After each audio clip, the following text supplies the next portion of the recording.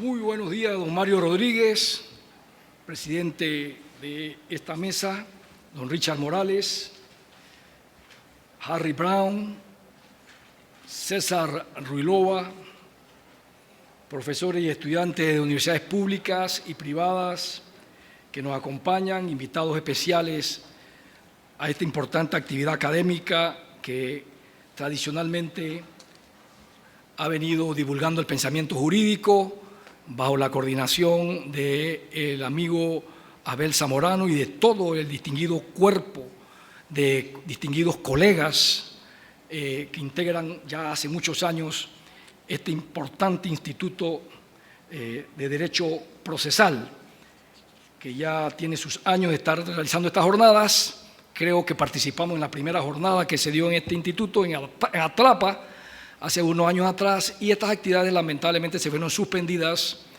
por la crisis sanitaria a raíz del COVID en 2020. Así que en buena hora reanudamos estas jornadas académicas de análisis, divulgación del pensamiento crítico, de las instituciones procesales, de las diferentes disciplinas que integran el amplio mundo del derecho, particularmente procesal. En esta ocasión, gracias a la fina invitación del doctor Zamorano, me ha correspondido o me corresponde hablar sobre el sistema electoral panameño, los avances y más que retrocesos, diría yo, desafíos que tenemos como país, como sistema, en cuanto al tema electoral. Los sistemas electorales constituyen una institución extremadamente importante que influye en la forma en que funciona el sistema de gobierno de un país, y tradicionalmente estos no se encuentran consagrados en los textos constitucionales, sino que su fuente primordial lo es el ordenamiento jurídico, que en el caso panameño es el Código Electoral y los decretos reglamentarios que expide el Tribunal Electoral en virtud del mandato constitucional que faculta al Tribunal a reglamentar la ley electoral. En los años recientes, sin embargo, esta tendencia de constitucionalizar principios, derechos e instituciones electorales ha empezado a cambiar, pues en algunos países, sobre todo en Europa, se han incorporado detalles sobre el sistema electoral en su constitución o en algunos de sus anexos o reformas. En todo caso, lo más común es que los detalles sobre el sistema electoral se encuentran en la legislación y por consiguiente pueden ser modificados por una mayoría simple de la Asamblea Nacional.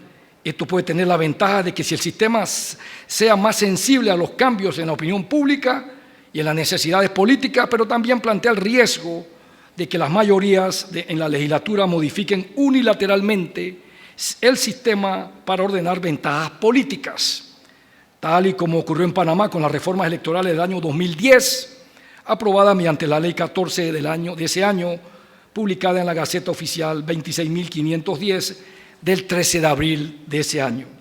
Estas normas jurídicas no tuvieron su origen en el seno de la Comisión Nacional de Reformas Electorales, como es la tradición, y finalmente fueron derogadas y su redacción original fue restablecida mediante la Ley 4 de febrero de 2013, publicada en la Gaceta Oficial 27.222 de febrero de ese año. La reforma electoral es un proceso de rediseño y actualización de las reglas electorales, y en términos generales, la oportunidad de reformar la ley electoral guarda relación tanto con los mecanismos legales como con el contexto político dentro del cual se producen las iniciativas. Y en el escenario global, no todos los intentos para modificar un sistema electoral son exitosos. De los estudios realizados se devela que casi todos los ejemplos recientes de cambios importantes han ocurrido bajo dos escenarios. El primero es en el curso de un proceso de transición a la democracia, cuando el marco político en su conjunto está abierto a cualquier posibilidad. El segundo es cuando existe una crisis de gobernabilidad en una democracia establecida. Ejemplos de ello son las percepciones de falta de legitimidad de los gobiernos, así como la percepción de altos niveles de corrupción en países de la región. Pero de manera inevitable es necesario que los sistemas electorales se ajusten con el tiempo para responder adecuadamente a las nuevas tendencias y exigencias políticas demográficas y legislativas. La realidad panameña, en tanto, es muy distinta, pues tal y como hemos sostenido en diversas ocasiones, la mayor parte de las reformas electorales producidas desde la transición a la democracia en 1990 son el fruto del proceso de reforma electoral más sistemático, participativo y consultivo del continente y quizás del mundo, pues se da a través de la colaboración entre partidos políticos y entidades de la sociedad civil integrados en la Comisión Nacional de Reformas Electorales, donde se logra consensuar en términos generales y presentar al órgano legislativo un proyecto de ley ampliamente discutido con el objetivo cardinal de actualizar y perfeccionar nuestro sistema electoral y que sea ese órgano del Estado que aprueba en gran medida estas reformas con la sanción posterior del órgano ejecutivo. La tradición que hemos tenido en Panamá, como es de conocimiento público, con estas iniciativas a la legislación electoral desde el año 90 hasta la fecha, es que la Asamblea Nacional generalmente ha aprobado un 85 o un 90% del paquete de reformas a la legislación electoral que presenta el Tribunal Electoral, producto del trabajo de la Comisión Nacional de Reformas Electorales. Debo indicar que mucho antes de que se le otorgara al Tribunal Electoral la facultad constitucional de proponer leyes en materia electoral, esto se dio con las reformas constitucionales del 2004, ya se había concebido y creado desde el año 1992 el foro que asiste al Tribunal Electoral en la preparación del proyecto de ley que incorpora a todos los actores políticos con la participación del sector académico, organizaciones no gubernamentales, gremios empresariales y laborales al debate reformatorio de la ley electoral y ofrece un espacio de libertad de pensamiento y expresión política e ideológica que permite, después de cada proceso electoral, en momentos fríos, analizar las imperfecciones detectadas durante los comicios más recientes y deliberar acerca de propuestas novedosas para corregir las fallas y deficiencias que el país advierte cada 5 años, una vez han pasado las elecciones generales. El Tribunal Electoral ha convocado en 7 ocasiones a esta comisión: 1993, 97, 2002, 2005, 2010, 2015 y en el 2020, para la revisión y redacción de mejora a la legislación electoral del país, la cual, luego de aproximadamente un año de reuniones semanales, el Tribunal Electoral consolida un anteproyecto de ley para reformar el Código Electoral y es remitido a la Asamblea Nacional. Es importante subrayar que las propuestas emanadas de la Comisión de Reforma y presentadas por el Tribunal Electoral no son vinculantes, es una iniciativa legislativa del Tribunal Electoral y la potestad de reformar la legislación electoral por mandato de la Constitución, como todos ustedes saben, es del órgano legislativo, excepto con las reformas propuestas en el 2011, la Asamblea Nacional ha aprobado un porcentaje muy alto de las reformas propuestas en la Comisión Nacional de Reformas Electorales. Para algunos politólogos, como el doctor Harry Brown, director del Centro de Estudios Políticos y Sociales, la institucionalización de este método trae ventajas y desventajas. Algunas de las ventajas: el aumento de la legitimidad de la reforma gracias a que las discusiones son incluyentes, públicas y transparentes. Adelantarse a posibles escenarios de crisis política desatada por el congelamiento de la legislación electoral. La Comisión Nacional de Reforma es en sí misma un espacio de docencia electoral y política. El mantenimiento de un clima político pacífico. Ventajas. Alguna desventaja que anota el distinguido politólogo: la ausencia de objetivos claros en los procesos de reforma por la ausencia de una crisis que los marque. La distancia del proceso electoral en el que serían aplicadas las nuevas normas, que puede llevar a que los actores políticos tengan una visión distorsionada de sí mismos 4 años después. Y finalmente, la tensión que posteriormente se crea con la Asamblea Nacional, que, como se dijo arriba, es la institución facultada para reformar la legislación electoral. Y esto obviamente no siempre es muy comprendido por la sociedad, incluso por los miembros de la Comisión de Reforma, porque lo ideal es que la Asamblea apruebe 100% el paquete de reforma que la sociedad que integra esta comisión propone, pero no siempre es así. La última Comisión Nacional de Reforma, como era de esperar, desarrolló un gran trabajo, pues le correspondió lidiar con las muchas limitaciones y grandes riesgos que nos impuso al mundo entero la pandemia causada por el COVID-19. Pero sus miembros, así como también los integrantes de la Asamblea Nacional, dedicaron el tiempo e hicieron los esfuerzos necesarios que permitieron los consensos y acuerdos que finalmente quedaron plasmados en la Ley 247 del 22 de octubre del año pasado, que reforma el Código Electoral. Me ha correspondido el alto honor de exponer en este prestigioso Congreso sobre los avances y desafíos que la ley que reformó recientemente el Código Electoral contiene. Puedo sostener con responsabilidad y propiedad que aunque puedan quedar muchos temas pendientes por mejorar, en realidad siempre los habrá en una discusión de un proyecto de ley, de la materia que sea, porque la Asamblea se reserva por mandato constitucional su facultad de discutir, aprobar o no lo que la sociedad propone. La Ley 247 del 22 de octubre del 21 trajo múltiples avances que contribuyen con la actualización y perfeccionamiento de nuestro sistema electoral, ya que dicha reforma se estructuró para lograr un proceso electoral más transparente, en apego a la realidad política que se vive desde los partidos políticos hasta las personas que participan a través de la libre postulación.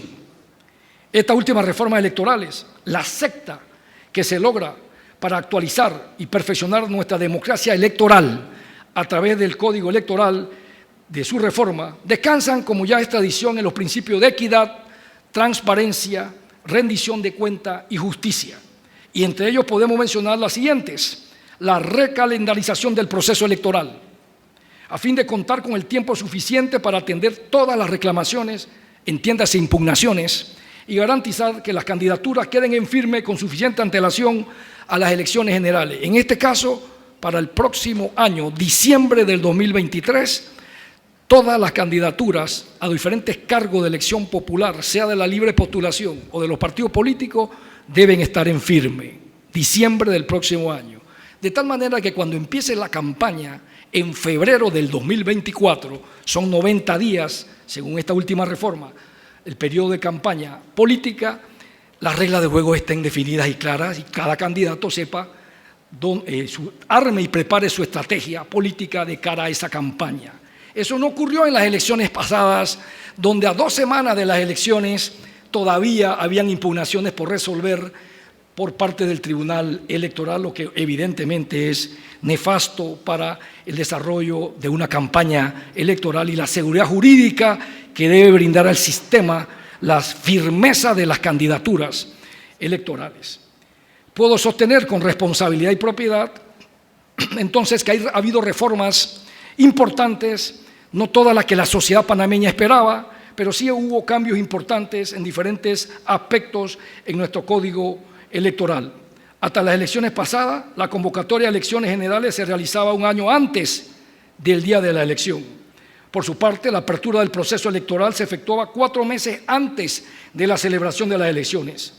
Esta vez la convocatoria se hizo hace poco, el 1 de junio de este año, anterior al de las elecciones, mismo día en que se dio la apertura del proceso electoral para la libre postulación, en tanto que para los partidos políticos el periodo de postulación se inicia el próximo 1 de febrero del año venidero.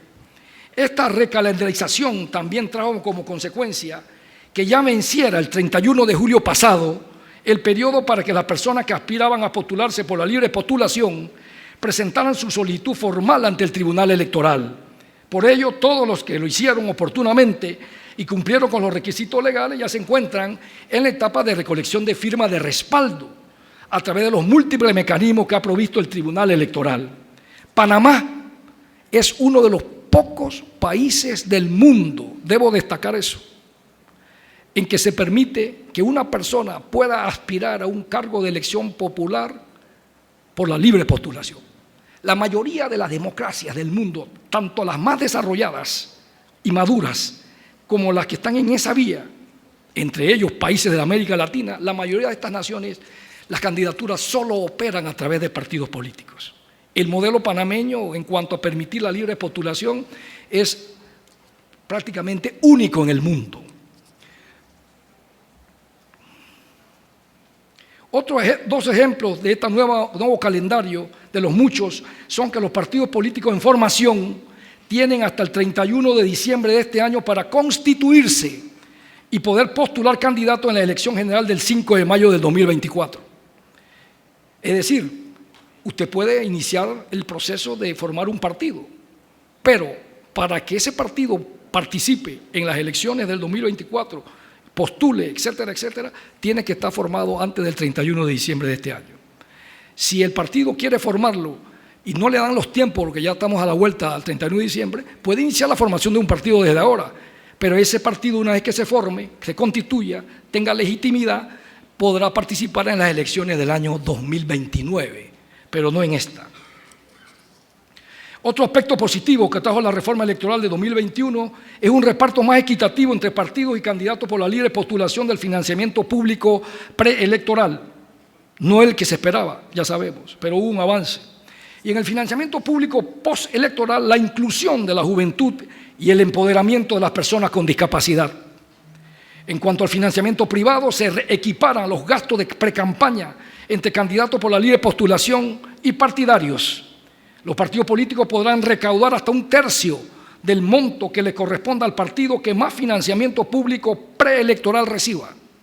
Y las nóminas presidenciales, sean de partido o de libre postulación, podrán equiparar de fondos privados el gasto de propaganda electoral a la suma que pueda utilizar el partido que más financiamiento público preelectoral reciba.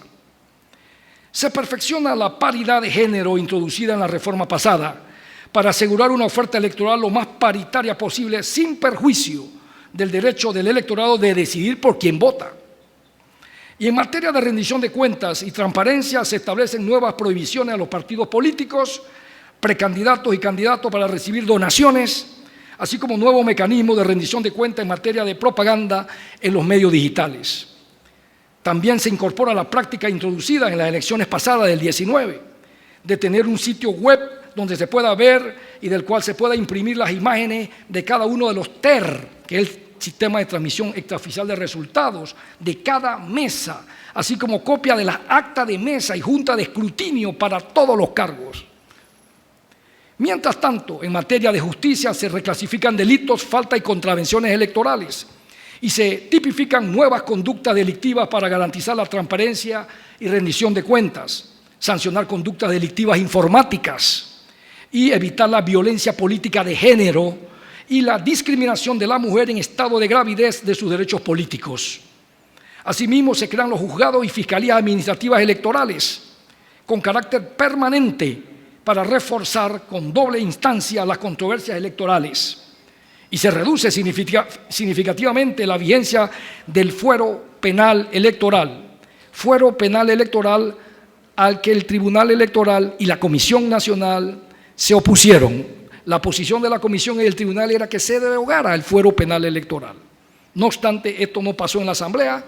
Lo que sí ocurrió es que se redujo el tiempo de vigencia del fuero penal electoral, pero ese es uno de los desafíos que tiene Panamá, porque ese es otro tema también que nos distingue. La mayoría de los países del mundo no tienen fuero, no hay un fuero penal electoral en la mayoría.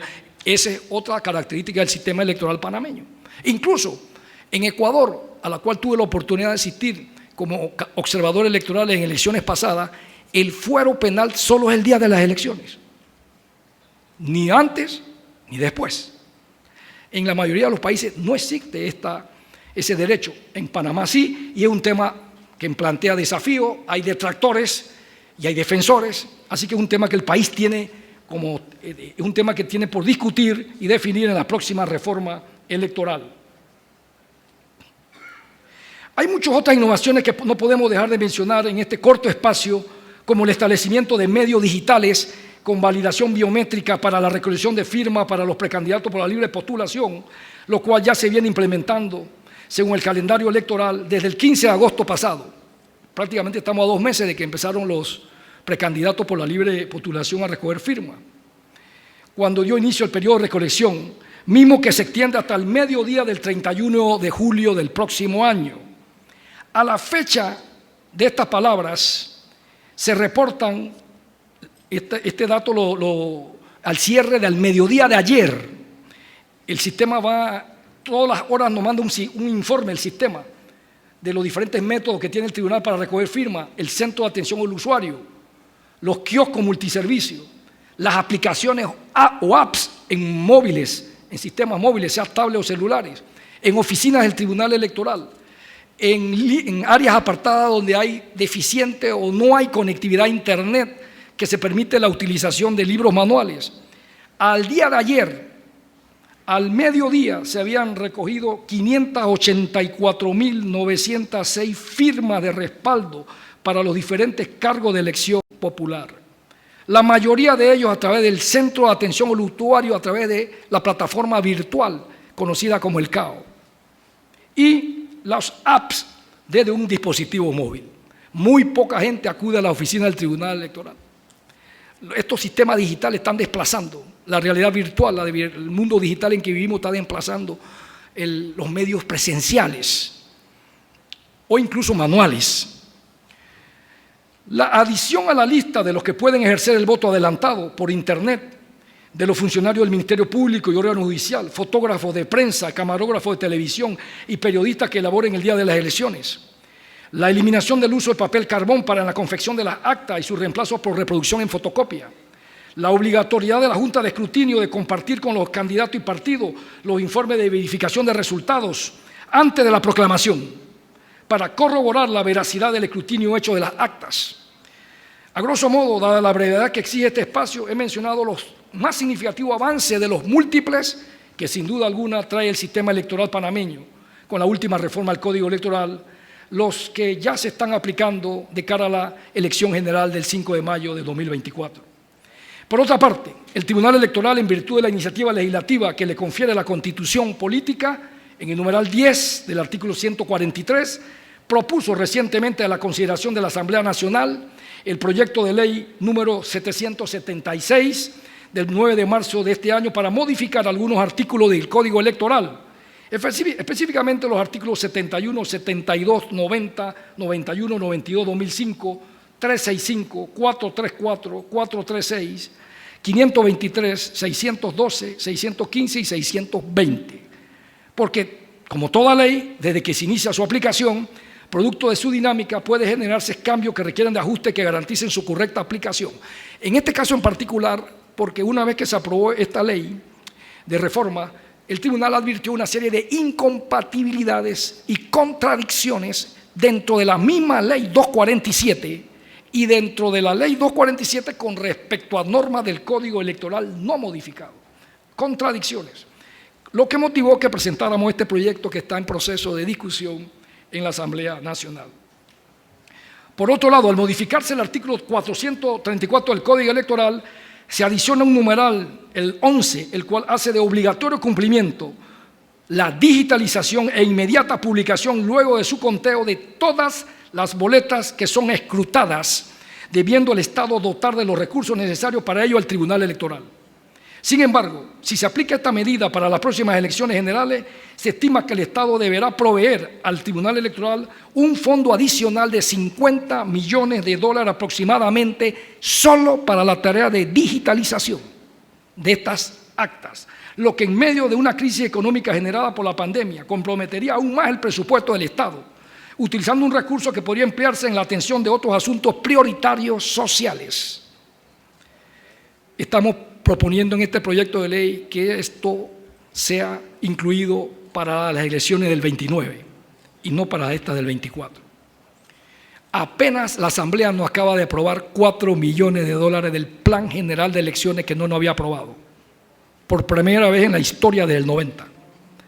4 millones. El tribunal ha estado trabajando con las uñas durante esta vigencia fiscal y la Asamblea nos acaba de aprobar esos 4 millones del presupuesto que sustentamos el año pasado para este presupuesto. Si 4 millones le ha costado a la Asamblea, en el caso del PGEL, aprobarnos, ¿qué se espera si estamos hablando de $50 millones para el proceso de digitalización de las actas? Entonces es un tema que tiene sus implicaciones más allá de la esfera estrictamente electoral, implicaciones presupuestarias. Si bien la digitalización y publicación de todas las boletas de votación resulta una medida caminada a proveer de mayor transparencia a nuestro proceso electoral. No obstante, consideramos que el país no cuenta con un espacio económico actual favorable que permita su aplicación en la próxima elección del 5 de mayo del 2024, por lo que se propuso, como acabo de decir, en el proyecto su posposición para que tenga vigencia en las elecciones del 29. Por otro lado, se eliminó como delito electoral la conducta de votar más de una vez en la misma elección, conocida como el doble voto, la cual consideramos requiere su reincorporación en el artículo 523 del Código Electoral. Este proyecto de ley fue aprobado por la Asamblea Nacional con la inclusión de un artículo, el que le he mencionado, sobre la revocatoria de mandato, mismo que provocó que el presidente de la República, en uso de sus facultades legales y constitucionales, objetara de manera parcial, por inexequible, el artículo 12 de dicho proyecto de ley 776, que modifica el Código Electoral y por ende devolvió la iniciativa legislativa a la Asamblea Nacional, por lo que esto es un tema importante aún pendiente por resolver. Los hechos ponen en evidencia que la inmensa mayoría de los artículos propuestos por la Comisión Nacional de Reformas Electorales son aprobados sin ningún cambio. Sin embargo, en cada quinquenio hay aspiraciones que no se materializan en esa oportunidad, pero que quedan pendientes para la siguiente reforma. Y así se ha avanzado paulatinamente perfeccionando nuestro sistema electoral. Algunos de los temas que deben ser discutidos en el seno de la Comisión son normas que empoderen a la ciudadanía, darle más empoderamiento a la ciudadanía, participación ciudadana. Atiendan particularmente las necesidades electorales de las mujeres, la juventud y los indígenas, por ejemplo, y faciliten la expresión de la diversidad sociopolítica del país. Hay retos o desafíos por enfrentar que tiene el país en materia de su sistema electoral en las próximas reformas electorales. Pero no solo a nivel de reformas electorales, porque el Código Electoral al fin y al cabo es una ley de la República. Lo hemos dicho en otros foros. Si el país quiere una profunda reforma radical e integral al sistema electoral, tiene que empezar por reformar la Constitución de la República. El Código Electoral, sus reformas, la tarea de la Comisión Nacional de Reforma Electoral y del Tribunal tiene sus diques. Hay diques, en este caso la Constitución es uno de ellos. A nosotros los magistrados, cuando visitamos el país divulgando las reformas, los ciudadanos hacen preguntas tales como: ¿por qué se permite ustedes, magistrados? Porque nos acusan. ¿Por qué ustedes permiten la reelección de los diputados? Deben prohibir eso. En la ley electoral, ¿qué están haciendo ustedes? Así nos dicen. Y le decimos: señor, señora, la Constitución lo permite, como la de los alcaldes y representantes. La única reelección inmediata que está prohibida, según la Constitución, es la del presidente de la República, que tiene que esperar 2 periodos para aspirar nuevamente a la presidencia. Pero todos los demás cargos de elección popular, el sistema constitucional permite la reelección inmediata. Entonces, si la ciudadanía o un sector de ella no quiere eso, esto tendrá que debatirse el país. Tarde o temprano tenemos pendiente una profunda reforma a nuestro ordenamiento constitucional.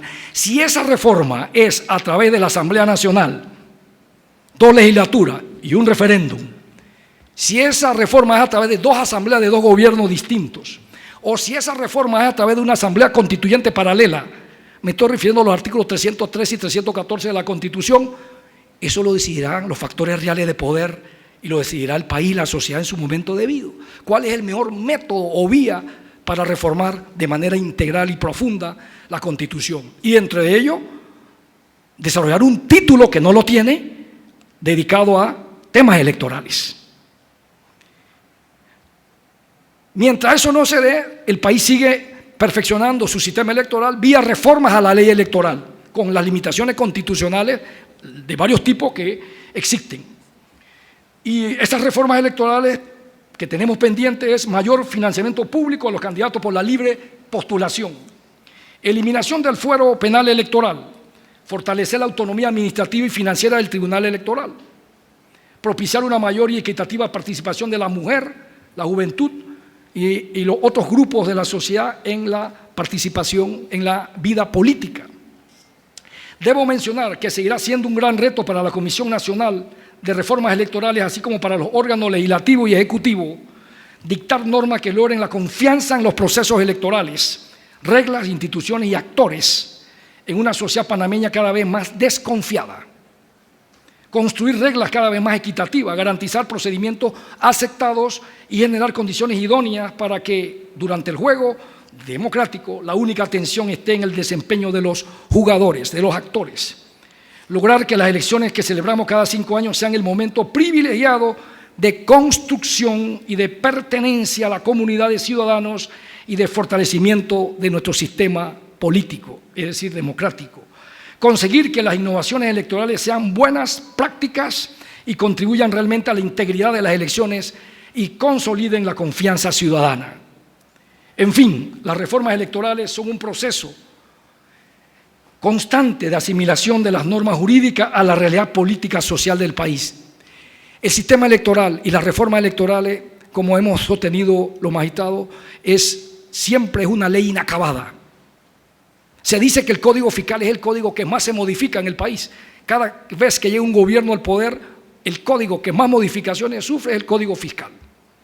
El Código Civil casi no lo reforma, ni el administrativo, ni el comercial, pero el Código Fiscal sí. Pero la otra ley que con frecuencia es modificada en Panamá cada 5 años es la legislación electoral. Es una legislación inacabada, nunca termina de modificarse.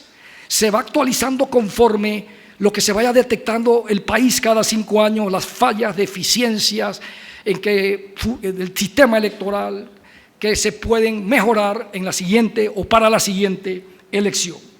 Sin duda, Panamá es el país con más desarrollo legislativo electoral en el continente, al poseer un sistema electoral forjado mediante el consenso nacional, pues la intervención de la Comisión Nacional de Reformas Electorales ayuda a construir una ciudadanía vigilante, participativa y compenetrada en el fortalecimiento y maduración de la democracia, como debe ser y como es obligación de todos los ciudadanos velar por tener mejores instituciones para fortalecer el sistema democrático y dejarle a las futuras generaciones un país de prosperidad, de paz y bienestar general. Muchas gracias a todos.